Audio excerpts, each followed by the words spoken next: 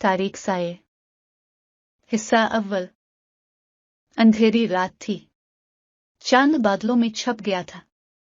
खामोशी में सिर्फ झींगर की आवाज सुनाई दे रही थी। शहजाद, एक नौजवान लड़का, अपने दोस्तों के साथ गांव के कब्रिस्तान में बैठा था। इसके दोस्तों ने इसे चैलेंज किया था कि वो रात भर वहां अकेला रहे। शहजाद, अगर तुम वाकई बहादुर हो तो यहां रात गुजार कर दिखाओ, इसके दोस्तों ने हंसते हुए कहा। शहजाद ने चैलेंज कबूल कर लिया। वो जानता था कि यह रात आसान नहीं होगी, लेकिन इसने दिल मजबूत किया। हिस्सा दोम। दोस्तों के जाने के बाद कब्रिस्तान में सन्नाटा छा गया।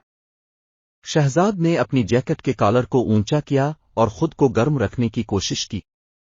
अचानक इसे महसूस हुआ कि कोई उसे देख रहा है। उसने चारों तरफ नजर दौड़ाई, लेकिन कुछ न देखा। ये सिर्फ मेरा वहम है, उसने खुद से कहा और आंखें बंद करके बैठ गया। लेकिन जब इसने आंखें खोली तो सामने एक साया खड़ा था। एक लंबा सिया साया। उसका दिल तेजी से धड़कने लगा। हिस्सा सुबम। साया आहिस्ता आहिस्ता इसके करीब आने लगा। शहजाद ने कांपते हुए पीछे हटने की कोशिश की, लेकिन इसके पांव मिट्टी में फंस गए। तुम कौन हो? उसने कांपती आवाज में पूछा। लेकिन साया ने कोई जवाब ना दिया। साया करीब आते हुए बोला, मैं तुम्हें कुछ दिखाना चाहता हूं। शहजाद के दिल में खौफ की लहर दौड़ गई, लेकिन इसने खुद को संभाला और साया के पीछे चल पड़ा। हिस्सा चहारुम। साया ने इसे कब्रिस्तान के पिछले हिस्से में ले जाकर एक पुरानी बोसीदा कब्र के पास रोक दिया।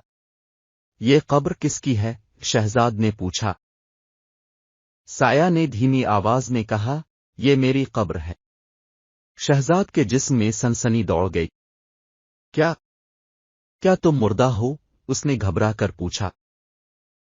साया ने सर हिलाया। हां, मैं एक बदरू हूं।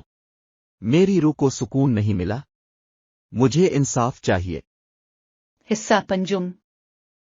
शहजाद ने हिम्मत जमा करके पूछा, मुझे क्या करना होगा? साया ने उसे एक कदीम तो मार दिया। इस पर लिखी हुई दुआएं पढ़ो, मेरी रूह को आजादी मिल जाएगी। शहजाद ने तुमार खोलकर पढ़ना शुरू किया। जैसे ही इसने दुआएं पढ़े, कब्र से रोशनी निकलने लगी। साया आहिस्ता आहिस्ता रोशनी में तहलील होने लगा। शुक्रिया, तुमने मुझे आजादी दी, साया ने कहा और गायब हो गया। हिस्सा शशुम।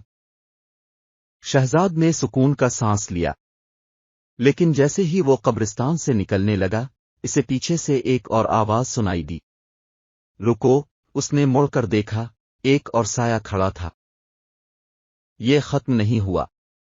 अभी और भी बहुत सी रूहें हैं जो इंसाफ चाहती हैं, साया ने कहा। शहजाद ने खुद को मजबूत किया और कहा, मैं तैयार हूं। बताओ, मुझे क्या करना होगा? हिस्सा हफ्तम।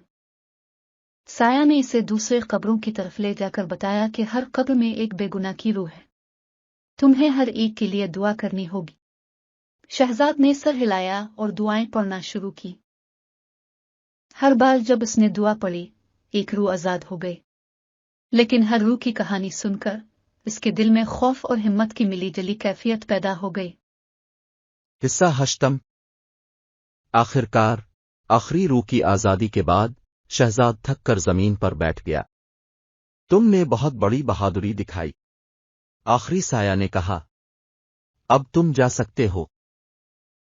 शहजाद ने कब्रिस्तान से निकलते हुए पीछे मुड़कर देखा।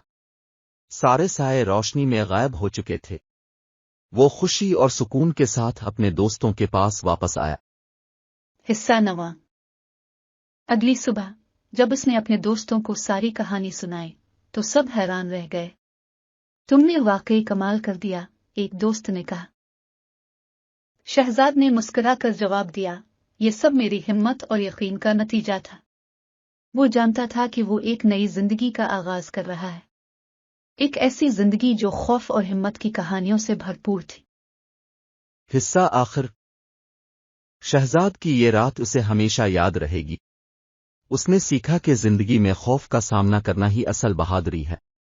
اور یہی اس کہانی کی اصل روح ہے۔ شہزاد کے دل میں اب کوئی خوف نہ تھا، صرف ایک سوال تھا، کیا کوئی اور روح بھی میری مدد کی منتظر ہے؟ کہانی کا اختتام۔ یہ کہانی ہمیں سکھاتی ہے کہ ہر خوف کے پیچھے ایک سبق ہوتا ہے، اور ہر سایہ، چاہے کتنا ہی خوفناک کیوں نہ ہو، ہمیں کچھ نہ کچھ سکھانے کے لیے آتا ہے۔